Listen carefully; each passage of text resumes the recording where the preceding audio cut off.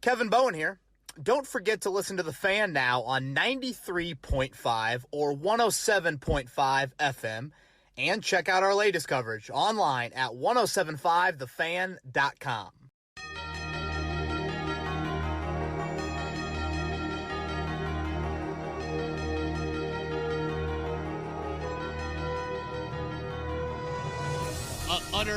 Utter shock.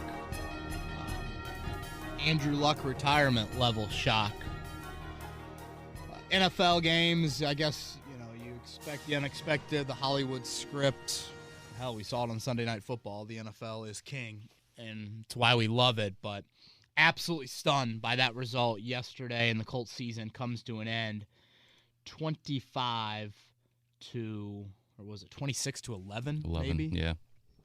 I'm Kevin Bowen, Chris Presley across the way, back, another edition of Kevin's Corner. Unfortunately, the offseason is here for this podcast, and more importantly, for all you listeners, you couldn't care less about that. The Colts offseason is here. Just stunned, man. Nearly 24 hours have passed, and I'm just sitting here like, how, what, did that just happen? We aren't going to do what I liked, what I didn't like. We're just going to go brief overall thoughts on the game, Chris, and then get into Twitter questions. Mm-hmm. Sitting there watching the game, zero stress in the world. Went to Fan Fest over the convention center before the game. Fun, Nice. Running into a bunch of Georgia fans and whatnot. Just chilling. Rosie fell asleep in the car. She goes down for a nap. This and that. I'm settling in there. And I see the coverage they play on Marvin Jones on the first third and not just third and long, first third down. It was like a 3rd and 11, 3rd and 12. And I'm like, what the I'm like, what? What was it? I mean, that was softer than soft. And I'm like, the only way this becomes a game is if you give Jacksonville hope. You give them life. And lo and behold, the biggest issue this defense has had in the Matt Eberflus era, alive and well on that opening drive. Trevor Lawrence, rhythm, confidence, rhythm, confidence, big third down. Marvin Jones, their guy. I mean, their top guy. Right.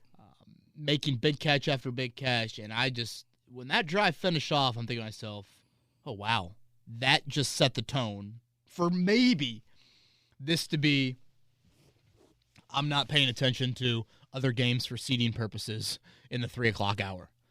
And the rest is history.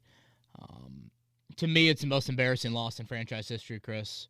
The fact that you were this 15-point favorite, and then you just got your ass kicked in every single facet of the game to a team that had just lost by 40 points the week before, man. I'm at a loss of words, to be honest. It's so annoying. First off, Matt Eberflus probably owes you a ton of diapers from your statement last week. Gosh, yeah. For those that missed it, I did say I had the Colts win at 42-3. I couldn't be more wrong. And I said if the Colts lose, I will change every one of Rosie's diapers in 2022. Luckily, my wife is a saint, and I don't think she was tuning in, but I did tell her that during the game yesterday. And let's just say the first couple diapers after that loss, they were extra spicy. So, Rosie definitely was like, watch this, Dad.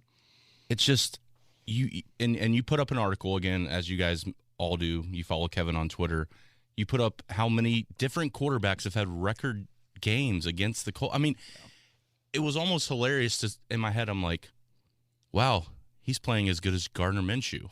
Right, yeah. Like the fact that you say Trevor Lawrence, the number one pick in the draft, is playing as good as Gardner Minshew, who, not to take anything away from him, that's just how bad the Colts defense is against Jacksonville, and I don't get it. 2 touchdowns since Halloween Trevor Lawrence had thrown for?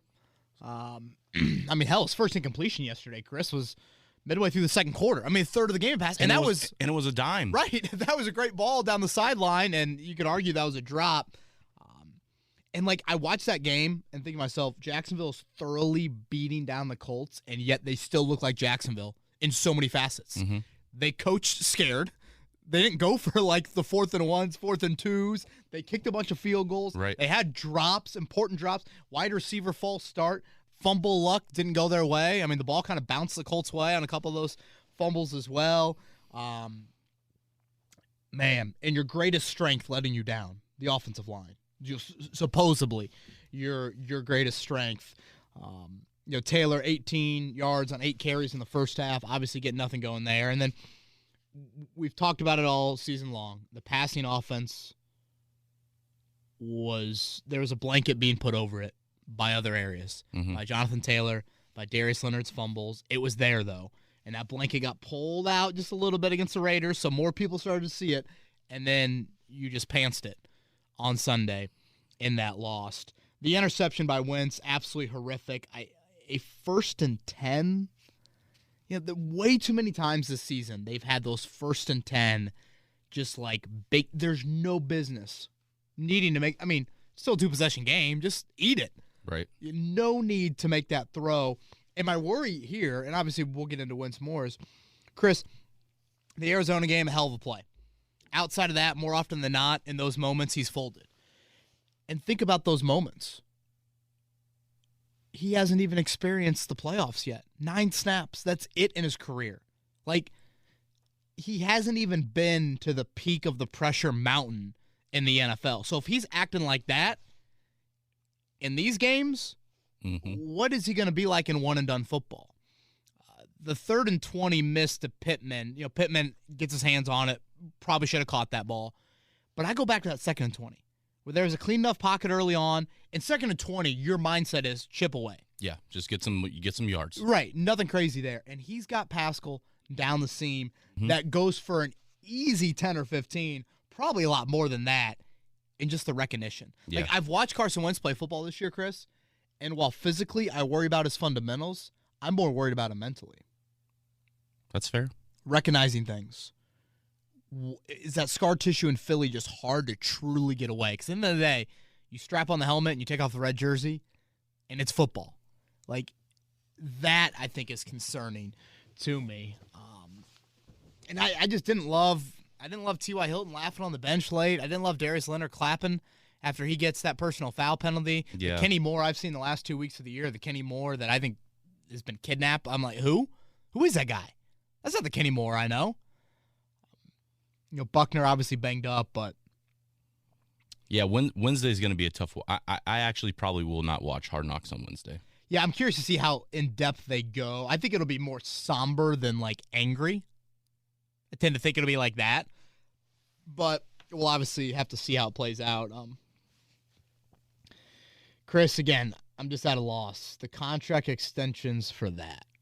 That is what I kept on coming back to. At Grand Park in August when it was announced, I'll never forget it. I'm sitting there. I think it was during a break that we found out that the contract extensions happened, Brendan King and I, and that obviously for Chris Ballard and Frank Reich, and I laughed. I'm like, what?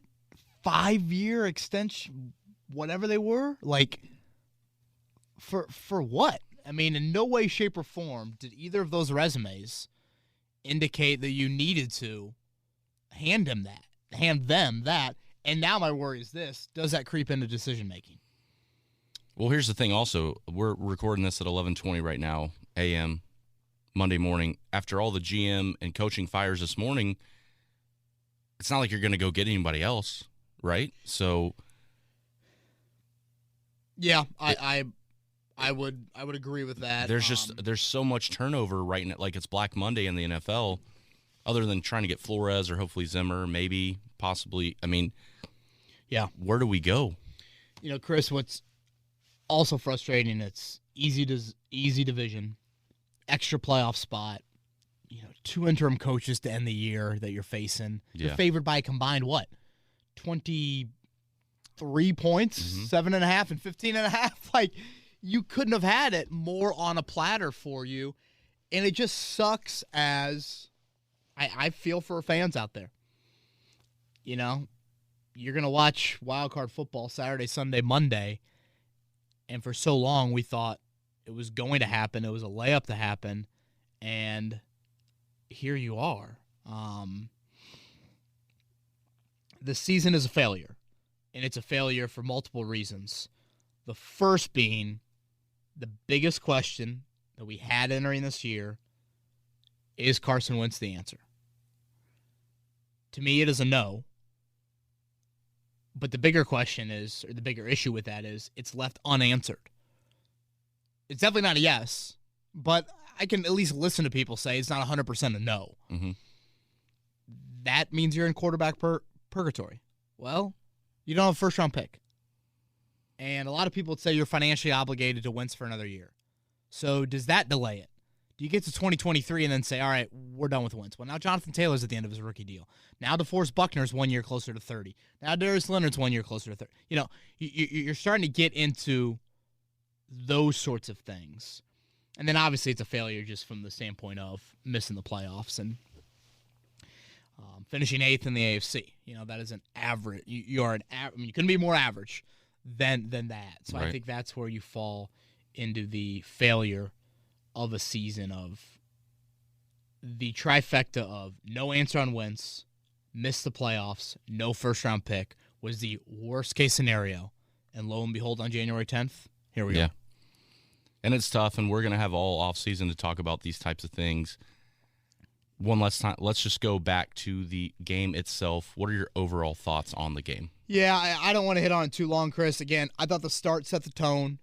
I thought the sequence to end the first half there. You had an opportunity, get the ball late half, get the ball started the third quarter, and then Jacksonville actually scored 3 on you to end the first half. You weren't able. I think you went 3 and out, if I'm not mistaken, right there. And then to start the third quarter, beautiful ball by Wentz to hit Taylor in stride on that third down conversion. And then the very next play, Braden Smith blown assignment, and Wentz tries to be a hero, and finally the shovel catches up to him. Mm-hmm. There you are. And I thought at that point I was like, I've never heard Matty Bowen yell at the TV that loud of like, are we going to lose? Like one of those. And I'm like, I think so. Yeah. You know, I mean, just like, yeah, dude. Again, I'm at a loss for words. Embarrassing. The most embarrassing loss in franchise history, in my opinion. Yeah. And now the questions that we'll get to right now and continue to get to throughout the offseason are fair to be asked, and we'll try to answer them as best we can. And for those that are listening to this, we're going to hear from Frank Reich here in about a couple hours, recording this late Monday, and then Chris Ballard. Usually he talks late in the week, you know, following the season-ending loss. We'll see how that plays out. Still no word yet on him. Yeah. All right, we're going to start from across the pond with a question from Daniel. He said a bunch of the people in the UK, the Colts fans, met up in London to hopefully celebrate us making the playoffs. They drank enough to make it feel like it was a bad dream. His question is, will anyone be held accountable for that loss? Daniel, I'm sorry. Imagine that, Chris. 7 o'clock kick, you know, Sunday, you know, feeling good. Now you're waking up with a bloody hangover. You know, I mean, just come on. Nightmare in Jacksonville. You know, accountability. It's a word that I often think is not acted upon enough at 56th Street. Irsay's words have been so different in this regime. So much patience, so much practicing of that, so much process, and we're going to follow it and all that. So I don't see it initially, but then the more I've thought about it late last night and into today, I also think Irsay understands the magnitude of yesterday. Like, he's not aloof and distant from, like, the, oh, man, that's a bummer we lost to end the season. Like, he knows how bad Jacksonville is. He knows the opportunity that the Colts blew. If you're going to put a gun to my head and say, will anyone be held accountable? I'm going to say no, but I'm not maybe as firm in the sand as some of my other colleagues. And again, when I say accountable, I think any form or fashion, there is a Ballard, Reich, Wentz, Eberflus, you know, those kind of the big four maybe you would throw in there. So when you throw those four in there, I think there is a chance that one of them is not in that current post next season. Now, that might be wishful thinking on my part, and I might be doing what West 56 does, and that's a lot of hope, and that's a lot of wishful thinking and not enough action with that. But I've probably come around on that answer a little bit more than I was 8 o'clock last night. I was probably pretty firm in the sand 8 o'clock last night that I'd be stunned if it was Ballard and Reich, and I'm not necessarily saying that Ballard and Reich should be fired. Like, I don't I need a little bit more time to kind of think about it and really see what options are out there. But when you get into Wentz and Eberflus, it's interesting. Yeah. I was also interested in, just a quick side note, Gene Steratore saying that the unconventional forward pass motion, like, that's kind of something that I never really thought about, the way Mahomes does things, and now you're going to have to kind of play into the fact that, is that a throw? Was he trying to throw the ball? Yeah, I thought him and Archuleta had a really good back and forth there about, like, are you judging intent? Right. Could he have easily have realized, oh, shit, last second he's going to pull it back? Like, that is something that I feel like is such a slippery slope there. So I did think that Archuleta and him had a pretty good debate on that. Obviously, Gene knows letter of the law really well, and I think he does a great job with that. But, Chris, could it have gone either way? Sure. Did you get your freaking ass kicked in every single facet and deserve to lose that game and have your season end? Yeah. All right, Kevin, this one comes from Kit. Wow, we played like Dookie Water, and he is not wrong. Do that again. Dookie Water? Dookie Water. Is this what happens? Like some of the diapers I was changing yesterday. Well, get ready for him. Is this what happens when your defense depends on takeaways? That is the main question from Kit. Yeah, Kit. Obviously, that disappeared yesterday. It's just not a defense that naturally gets off the field. And, boy, I keep on going back to that first third down, Chris, and I just thought that set the tone. Hell, I probably would have taken the football to start the game yesterday. Like, it's one of those things, if you go down there and pound Taylor down their throat to start the game, true, score on them, now they're playing from behind, and they're thinking, boy, did I check in for my flight tomorrow to Aruba? Did my agent do that for me? Right. That sort of feel to it. But, yeah, I have had issues with this defense and their ability to naturally disrupt timing. And when I say naturally, I mean, because, let's be honest with the turnovers, Chris. How much of it is just Darius Leonard being a freak? A maniac. Right. So much of it. The Colts just don't get their hands on enough balls, in my opinion. Now, again, I know the turnover numbers are eye-popping, but I just think Leonard plays such a role in that. Yeah, and with Rock going out, it's not like our corners have played exceptional all year. No. Yes, you were down corners. I still thought your scheme and your approach early in that game. Hell, when Rock was in there on the first third down of the game, I was like, what the? Yeah. All right, this is from Wake Spike. We pulled Fisher early in the fourth quarter. Offense seemed to start working. Why did we not pull him sooner? And is he the next Trent Richardson in terms of we're forcing a player to play when we're paying him a lot, but he's not necessarily ready for the game yet? Happier human being to see that loss yesterday than Ryan Grigson? Oh, God. Geez, he had to be just going nuts. I always thought like it was, again, how much of this is wishful thinking that Fisher was going to be the guy at the midway point of the season or late in the year. I'm not going to go Trent Richardson on him. That seems a bit harsh. I'm fascinated to see what they do at left tackle. Fascinated. Yeah. Do you really think Fisher's going to make that second-year Achilles jump that, guys can make? Is this it? Has he reached the age of 30 and the Achilles is just too decimating of an injury?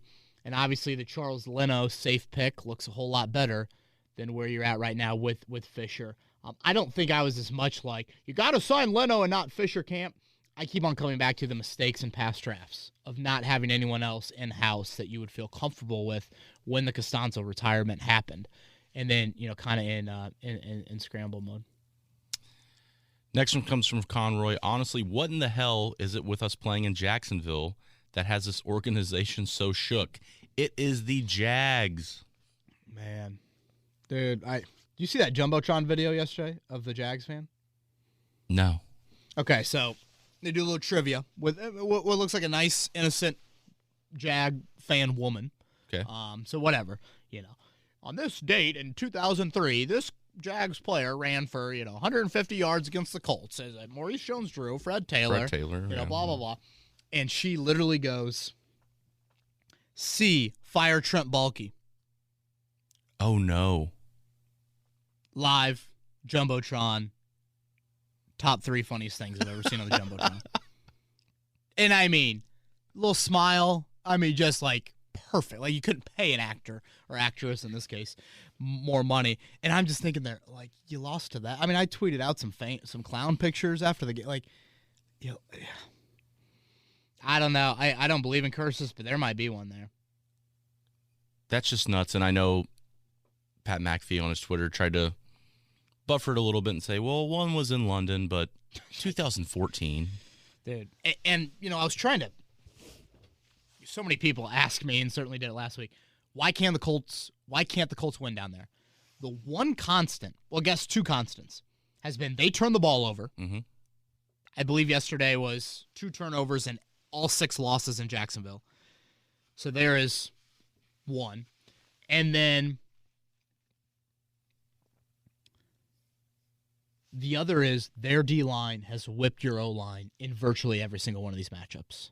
And it happened again yesterday. And, like, I'm thinking to myself, your O-line, one of the few times all year your O-line had all 5 healthy guys practicing all 3 days last week. Mm-hmm. I mean, that, you know, and it's not like, I mean, Josh Allen's a great player, but no one else on that Jags D-line strikes fear into you. And that was, I mean, they shut down Taylor in the first half, and then they got after you like none other. And Wentz's ability to recognize pressure and identify that. And yesterday I thought it was the most O-line breakdowns you had in that realm, but just a disaster, man. Yeah. Jacksonville, of all places. There were so many Colts fans there. So many. And they left defeated. Gosh, man. Incredible. David wants to know when Reich will be held accountable for games. He understands that Carson Wentz was put into a situation to fail, or he believes so. The team looked like it walked into the game like they already had lost. There was no energy again like we've had for back-to-back weeks.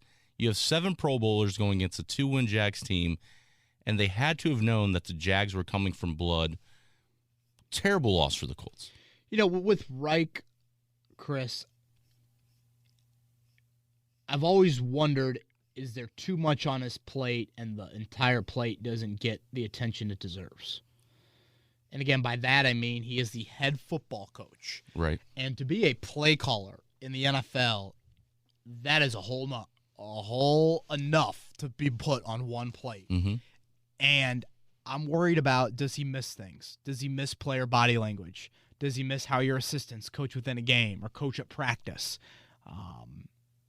You know, it's not like he's watching the defense that much. It's not like he's sitting in on constant defensive meetings. And you look at these teams left in the playoffs, so many of them are led by kind of that CEO type of coach. And I just think that is the best avenue to go about things. You know, is he hesitant to be accountable for Eberflus's side of the ball because that wasn't really his hire? You know, that's always something. That's a forced marriage. Like that, it's just kind of weird to me. The last 2 weeks, Chris. Congrats to the Raiders on making the playoffs. Mm-hmm. Touchdown favorite at home against them. 2 touchdown favorite on the road. 2 interim coaches. It's not like you were playing the Chiefs and the Packers. Right. You know, I like Frank as his offensive mind. I don't know. Some of you might not care about it. I think I have said this to so many people. Frank is like a top 5 human being that I've ever met. And I mean this in all seriousness. I'm sure you guys can sense that. But, yeah, man, it just – where's the fire? And I mean this for the entire operation. Is it too much coddling? Is it too much player-centric? I understand where it comes from, but it just seems like you need a challenger or two. You need a screw loose or two. You need someone that is going to, light some ass when it needs to be lit. And I'm not sure if that exists. And I thought someone, maybe we had a caller today, brought up a great point. The Dungy area, obviously Dungy, very similar to Frank in terms of their temperament. Yeah. Peyton's going to light some ass. I mean, you might argue Peyton had more control than Dungy. And I think Polian, there was a bit of fear. It was a little bit of Polian thinking he was like, an emperor of call me Mr. Polian. Ballard, I don't think it's like that. Right. But there was just a little bit of fear. And I think a healthy amount of that is good. It is. It's a high-character football team. It's a likable football team. What gets you deep into January, you know? Yeah. I think finding the right balance there. I totally get the high character, but I think finding a little bit more of a mesh with that, coaching staff, player, personnel, whatever, I think would be welcomed. I don't recall many in-season moves, roster moves, really, for this team this season. You know, I don't know if, you know, I'm not saying that would have saved anything, but, like, just not a lot of ruffling of feathers. Yeah. Seems like a lot of contentment to what we do. And I'm a big believer in results need to impact process. We're talking first-year head coach, first-year GM. I'm not expecting you to have all the answers. I'm expecting you to learn and react. Mm-hmm. And I don't think they've learned and reacted enough. Well, let's stay there with a question from Isaac, because he understands after the devastating loss that's completely inexcusable. How do you evaluate Frank Reich and Chris Ballard after this season? Says, I feel like they should both be held accountable for the disaster of Carson Wentz at the crucial moments of the season. However, he can't think of many coaches and GMs he'd rather have. Very torn on it. Can they bring a championship to Indianapolis? Yeah. Doesn't really know. Isaac, I think that sums up a lot of Colts fans, and honestly, it sums up a lot of my thought right now. The key here, Chris, and Isaac points it out, is can you make upgrades? And again, I'm not talking just Reich and Ballard. The same argument could be had for any player, Eberflus, like whoever. You know, I see Brian Flores get fired today, Chris, and I'm thinking I'd take Brian Flores here as a head coach. Absolutely. He's not going to be out there for long. Frank, you want to be offense coordinator? You know, I know that the odds of that happening are slim to none, but that's something that I'm thinking to myself, that Miami roster, the talent on that versus the talent here in Indy. Yeah. You know, it just, I go back to the extensions. Extensions for this. If Jim Irsay can look in the mirror and realize that, oh my gosh, I gave them unprecedented contract extensions thinking greatness was going to be there, and this was the result, how does that not lead to some sort of accountability? And again, I go back to the failed season, Chris. No matter how you want to check the box, win-loss record, playoff appearance, fail. Answer on Wentz, fail. Going into this offseason with the most important resource a franchise can have, a.k.a. your first-round pick, especially when you don't make the playoffs, and was it 16 overall, I believe it is? Gone. Kevin, Matt is a huge Frank believer for what it's worth, but he wants to know, is it safe to say that Frank Reich and Carson Wentz have one more year to figure it out to win a playoff game, or are they both done in Indianapolis? My 24-hour raw emotion guess is one more year. Yeah. And when I say that, I sound like a student section chanting that at a one more year. You know, come on back, NIL. Woo. But again, how my raw emotion answer was at hour 3 of this 24-hour period and how it is at hour 20 has softened a bit. So I don't want people to sit here and say I'm walking away thinking this is gospel and Frank Reich and Carson Wentz are father and son duo running it back for a second year.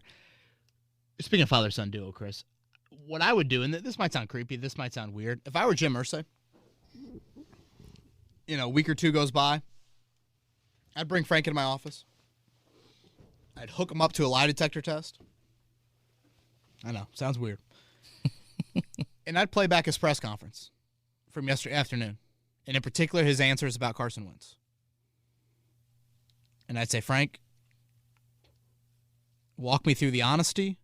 Walk me through you're talking about your son in that answer. Because then I hear it, and you guys can go back, watch it on Colts or right. You know, Colts YouTube page, whatever. And the other answer, they all say how much they respect T.Y. Hilton, his leadership. Go listen to Hilton. And do you see the tweet Hilton's liking last night? I know people are blowing me up of pictures of Luck and all that, blah, blah, blah. Like, you kind of hold that feet to the fire and say, please be honest. I know you have conviction. I know you have belief. I know you love Carson Wentz. But let's say Carson Wentz's name is Kevin Presley or Chris Bowen. Right. Now, what's your answer? And I just think you would get a different sound. You know, obviously Reich is going to Reich will play a beautiful game later today, and he'll hedge the answer beautifully. Carson did a lot of good things, but every person on this roster is evaluated. Something along those lines is coming in 2-3 hours. But that tone to me, Chris, it's some Jacoby Brissett to Phillip Rivers tone. That's what I'm getting. I'm not as like they're done with Brissett. I'm not in that camp just yet. But I just think there's a little bit more there of, when you talk about quarterback, you need your quarterback, Chris, to cover up other areas of the roster. It's too hard to make everything else good. Yeah. That's not how and that's why we love about the NFL. Mm-hmm. Nobody's perfect. And the mechanics of building a roster is so difficult. So you need your QB to cover up a little bit. Well, this team has had to cover up too much for their QB. And I think when you start to have those honest conversations with Frank and you get Frank locked into kind of the offensive QB mind of his, I think you might get an answer that's a little bit different than it's Carson, Yeah, and the worst part about being the butt of the joke yesterday in the NFL is we're starting to get into, as you said before, that quarterback carousel. I had my brother-in-law's texting me like, you can go get Matt Ryan. It's like, I don't want to go keep getting quarterbacks. I want to have my quarterback. Yeah, it's a great point, Chris. And again, that goes back to the quarterback purgatory. And I wrote this in one of the pieces I posted yesterday. You look at the AFC right now, and you look at the 7 teams that are in the playoffs. I think all of them, outside of Pittsburgh, feels pretty good about their quarterback situation. Some feel obviously great. I would say wherever Deshaun Watson ends up, that team will feel pretty good about their quarterback situation. Justin Herbert and the Chargers obviously feel good. Lamar Jackson, the Ravens obviously feel good. I just named half the AFC, Chris. Yeah. And the Colts aren't in that boat. And if you do believe in Wentz, again, you're missing out on valuable playoff experience. And we know with Peyton and Andrew, we watched it. It takes years of playoff experience to feel what all that is about there. So, Matt, it's a tough question. And I'm trying to be as honest as I can with you guys right now. And I wish I had more clarity on it. We all do. It's a bit stunning to me. So it's a lot of raw emotion. I'm trying to throw in a little bit of, I just don't say shit just to say shit. And you guys know how I roll with that. But that's what I would do if I were saying, reacting to Reich and his opinion. Kevin, got another question from across the pond. This one comes from Germany and Ufuk. Apologize if I mispronounced your name. Germany, I think they're getting a game next year. Yeah, they are. And I know that you've written into us before, so appreciate you continuing to come back. Wants to know, what is more disappointing, the lack of execution from the offense, or that we gave up 26 points to a team that scored just 10 points to the Patriots? And from a defensive perspective, what's the bigger neck breaker, the secondary or the lack of the pass rush? Man, on your first one, I would say it's the latter. I would say it's the Colts D versus the Jags O. Jacksonville came into the game with what? 1 game over 17 since their bye week? They've been they average 14 points per game, Chris. They were atrocious, and we made them look good. Spy could not have said it better. Pass rush or secondary, I'm going pass rush. Again, so much invested. Handful of rookie rushers that had better seasons with Kwity Paye, I should say. You see how many sacks Nico Autry had this year in Tennessee, Chris? I did not. What's he, around 10? 9. How many for Buckner? Buckner had 7, right? Why was Autry let go? It just the pass rush investment. If there is one area, Chris, that I think directly deserves immediate accountability, it's probably the pass rush. I need an answer. Since day one, Chris Ballard has spent on the pass rush, primarily in the draft, but I would say good amount in free agency as well. If you throw in Buckner, 6 picks in the first 3 rounds on the D-line, 5 of them in the first 2 rounds. That is a crazy amount of investment. And it is library. It looks like the Colts pass rush trying to go after Trevor Lawrence looks like Rosie and Santa Claus. No part of it. Calls him ho-ho, and we don't get within 30 feet of ho-ho. Yeah. We don't. We stand back, and Daddy creeps forward a few steps, and the grip on my arm gets tighter. Yep. And that I feel that way about the Colts and their pass rush. So where's the answer, Chris? Not drafting the right guys, not developing them. Both. You know, I mean, I've seen Terrell Basham produce some sacks for the Cowboys. You know, I'm seeing Autry, you know, still do it, and it's not like Autry, you know, is some spring chicken, but he certainly would have helped you out this season. And is it a culture thing? Like, what is it that when players leave and go to a different organ? I mean, obviously you have different coaches. I think Autry, it was finance. I think it was. I believe I have this right. I think Tennessee upped kind of the guaranteed money. Which I get. Autry's undrafted. I'm pretty sure he's undrafted, like 7th round, late round pick. And then also, you know, he's 30, or he obviously wants to cash in. But again, that comes back to the Colts and their approach with free agency. Chris Ballard's done a lot of good in free agency, a lot of good. He just doesn't use it enough. Like, he has such a defined standard of like, here's the price, I'm not wavering. Sometimes you gotta adjust that blueprint. It's not necessarily the blueprint year in and year out on an annual basis. So is this the season you think we do that? I mean, with the money though. Yeah. It's a fair question, Chris. I'm going to hold that one for future pods. Question from Colt Maniac. He wants you to rate the reasons why we lost the last 2 games. Number 1, defensive coordinator. Number 2, Frank Reich. Number 3, Carson Wentz. Number 4, lack of the pass rush. Great question, right? Yep. You could probably group Reich and Wentz together and DC and pass rush together, I would think. They kind of go hand in hand a bit. I'd put Reich 1. I mean, he's the head coach of the football team. Head coach of the football team. Charge of the entire operation. And that's what happens. Mm-hmm. You know, 23 combined point favorite in 2 games, and you lose them both, and you get your ass kicked. I don't even know if ass kicked is... Ass kicked might be too light, honestly, to describe what happened yesterday. So I'd say Reich. I'd probably go Wentz 2. There's just more on the quarterback plate. 1st-round pick, 3rd-round pick, 20-some million. There's more on his plate. He's got the best running back in the NFL. I'd go Eberflus 3 and pass rush 4. But again, those are, I mean, hand in hand. Yeah. All right, about 5 more. This one's from Jason. He knows, or he wants to talk about Carson Wentz. Okay. If we're most likely stuck with Carson next season, he thinks that quarterback coach Scott Milanovich and Press Taylor seem like the candidates who should be fired because Wentz mechanics have regressed down the stretch with quarterback coach, and Taylor seems too close to the situation in Philly and now in Indy. Needs a fresh voice from the outside in Frank Reich's circle to be replacements. What are your thoughts on bringing in just outsider perspectives? Yeah, Jason, I mean, inevitably there's got to be some assistant changes, you would think. Like, is that enough, though? You know, that's kind of something I also think there. And, like, you know, are these voices going to challenge you?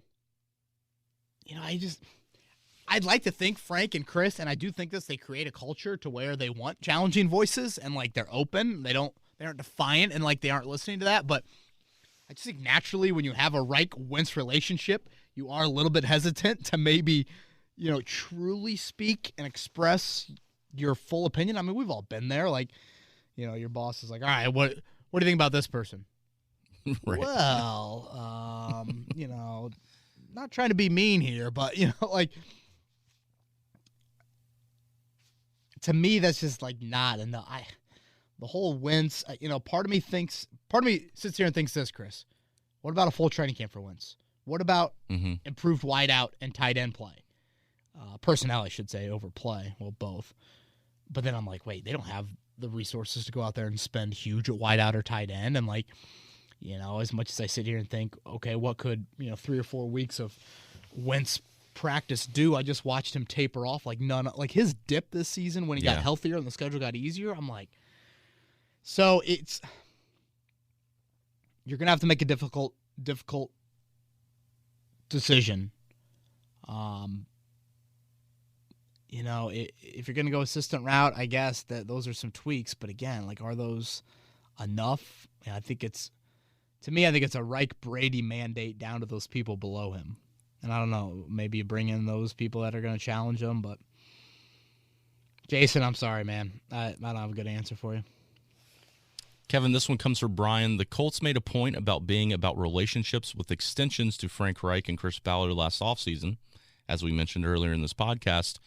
Will blame finally fall on Reich or Ballard? 7 Pro Bowlers are great, but they are non-difference maker positions, not in the modern day NFL. Does this all go back to drafting a guard 6th overall? Brian, I think over the years I've gotten a good amount of pushback from fans about my reason to question Chris Ballard's approach. This pretty much sums it up. Are you built the right way? The building with this blueprint, I think, has been decent. But is this a house that's built to be, a duplex on a college campus and not a mansion on Geist? Yeah. And that, gosh, Jake Query's really rubbing off on me that I went down that path. Think about it this way, Chris. The NBA, traditional big guys, gone, dinosaurs, extinct. Major League Baseball. You play small ball? No. We're going to have good starting pitching? No. Like home run and bullpen. Mm-hmm. So I love golf. Swing speed. How far you hit it.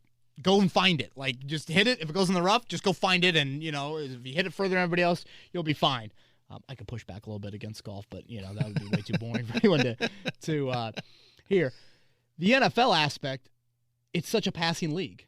The rules cater to it. Just like the rules cater to wings and guards, right. Ability to drive, and you can't touch them and all that. So you think about the passing positions on an NFL roster. Quarterback, wide out, left tackle, D-end, corner. Let those 5 positions simmer in your head. Quarterback, future. Wide receiver, future. Okay, maybe Pittman. Yeah, definitely him, but who else? Left tackle, future. D-end, you hope. I actually thought Dio had a couple nice moves the other day, but on Sunday, but granted, he's a little bit more of an interior guy. But again, DN, no one. I mean, Kamal Couture's in a contract year. Are you bringing him? Corner, like, who are your outside guys of the future? Rock, did he? Yeah, I think he took a step. Isaiah Rodgers, yeah, I think so. But like, you talk about those 5 positions, and it pales in comparison to how you would feel about linebacker or running back or guard or even safety. Assuming Blackman comes back right from the torn Achilles. So that's where I get at Ballard, in that it's not that he has made massive mistakes or, swung and missed on 80% of his draft pick. No, that's not true. I think a lot of it comes back to that opening press conference. We're not going to be about one guy. Well, that sounds good in building a 53-man roster, but what's the reality of this league? A lot of it is just, do you have that one guy, and then how well can you support that one guy? I feel like the Colts have supported decently well, but the support for that one, first off, the guy I don't think is the right guy, Wentz, mm-hmm. and the support for him, wide out, left tackle, isn't at the level that you need either moving forward. So, and that's exactly what it's support. How long can you support someone? Yeah, you shouldn't have to support your main guy, right? I think that position has got to cover up others. So, are you built the right way? I think that's a question of the offseason. Yeah. No, that was a good way to look. I never looked at it that way. That's a great breakdown. Thank you. All right, from Johnny. Hey, couple questions for the podcast. Firstly, do you have any good therapists, Kevin? Jeez, yeah. Johnny, I'm sorry, man. Well, yeah. Welcome. And secondly, how in the name of all that is holy did that happen yesterday? I still think it's a nightmare, man. I do. Buddy of mine sat behind me at church yesterday morning. He's like, we're going to the Super Bowl. I'm like, okay. And then he's like, there's no way we lose today. And I was like, my brother-in-law was a high school quarterback. I'm like, Matt Lubbers could be starting today. And we would, Colts. Right.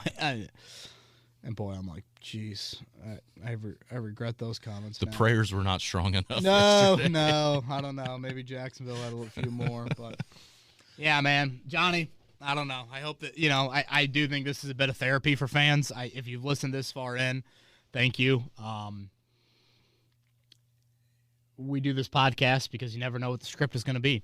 Yeah. And unfortunately, you got to do it when it's really, really bad as much as you do it when it's really, really good. And again, I know that our numbers will probably be a little bit different for this podcast than it was if we were previewing a wild card game or something like that. But Yep.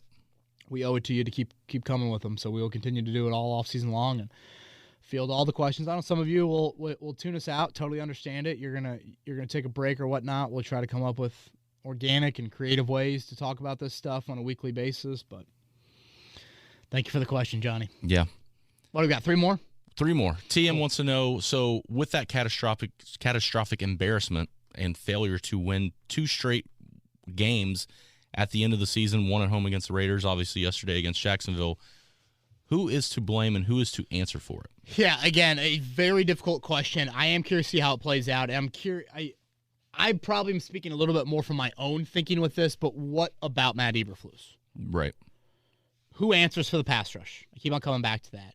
I also think, and again, this goes back to the Irsay. By the way, the Irsay playing videos with Drake the dog are. I literally cannot get enough of them. Irsay's been a hit all year on social media. Constantly. There is supposed to be a good amount of Irsay stuff in Hard Knocks coming up here. We'll see if that happens. Anyways, Chris, 7 Pro Bowlers.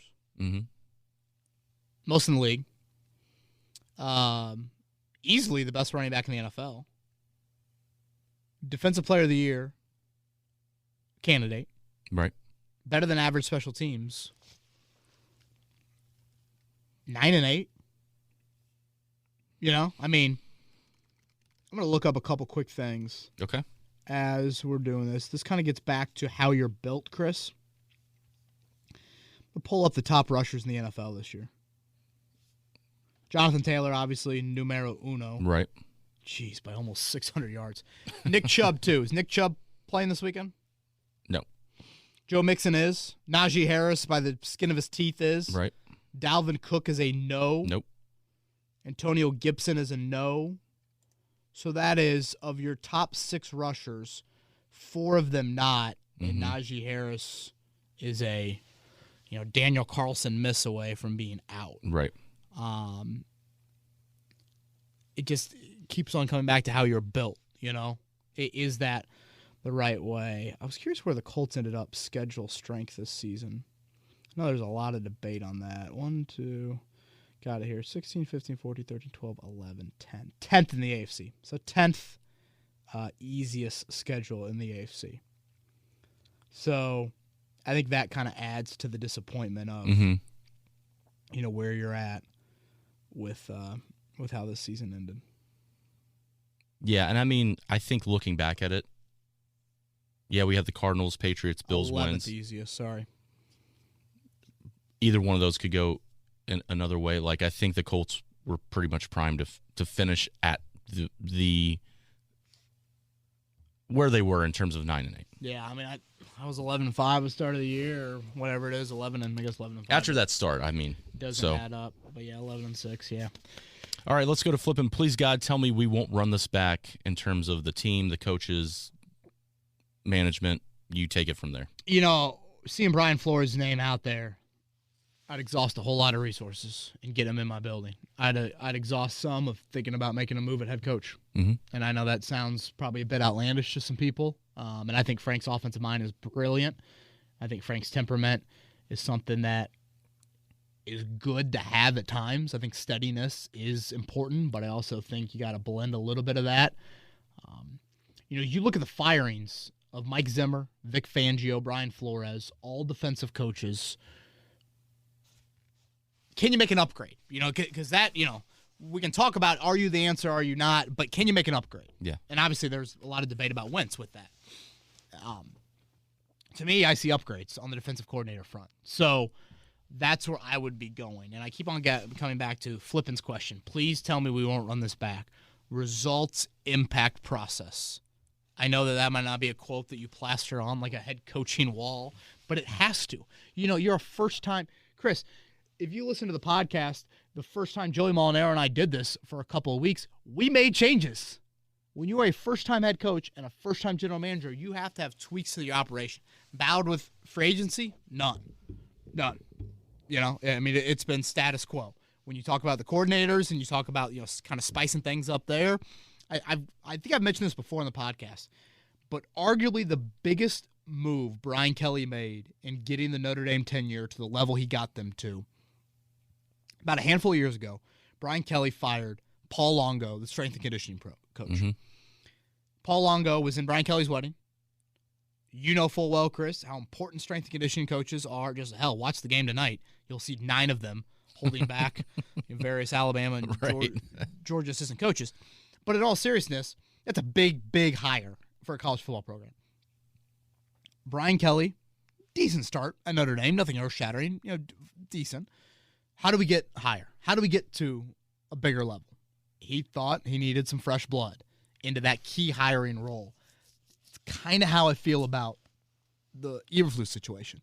There's a lot of things that I like about him. A lot of things I've come around on. Honestly, Sunday was kind of the outlier in terms of how the defense has approached things recently. It was almost like let's let them beat us instead of dictating to them, Yeah. It's not this guy was in my wedding sort of feeling. And I don't know, maybe it's a Ballard call. Ballard hired Eberflus, Ballard wanted this defense. But sometimes you've got to make the non-obvious, easy decision that could ruffle some feathers, that could get some pushback. Hell, I don't think it would get much, but you know what I'm saying. Right, yeah. To reach a higher mountain. Yeah. I'm not in the Larry Bird, a voice gets tired after whatever, 4 years or whatever Larry's quote was when he fired Vogel, but I think just a little bit of life, a little bit of new voice, new message, new approach could do something. Yeah. Well, let's talk about that voice and the message with our final question from Daniel. Going back to the quarterback play with Carson Wentz, he's been on the hate train all year. Mm-hmm. Feels like Taylor took this team to 9 wins. Feels like Wentz has been erratic, frustrating quarterback, one of the most that he's ever watched play. Showed a lack of leadership all season and couldn't put the team on his back when needed, aside from that Arizona drive. Where do the Colts go from here? I'm assuming he'll be the starter on opening day next year, but will there be a capable backup if needed? Thanks. Keep up the great work. Daniel, I'm going to end on this, and I don't know, it's probably dumb of me to even go down this path here, and I'm not going to get into a vaccinated, unvaccinated debate, but Chris, it is interesting that easily your most horrific 2-week stretch of the season came when so many key guys missed practice, if nothing else. Who knows how their health felt, right? Symptomatic, asymptomatic, whatnot. I don't know the answer to that, but just missed practice. And we saw Hard Knocks show that big time last episode. Darius Leonard's comments, Frank Reich's comments. You do wonder how much that had an impact. I can just see the YouTube comments now. Okay, he's assuming that Wentz will be the starter, but will there be a capable backup? I mean, I don't know. Is Ellinger a capable backup? I don't know. Daniel, I'm for those of you that are wanting Wentz to be gone, my opinion at 8 p.m. Sunday is a little bit different than it is now. Now, there's no easy answer for who else, Yeah.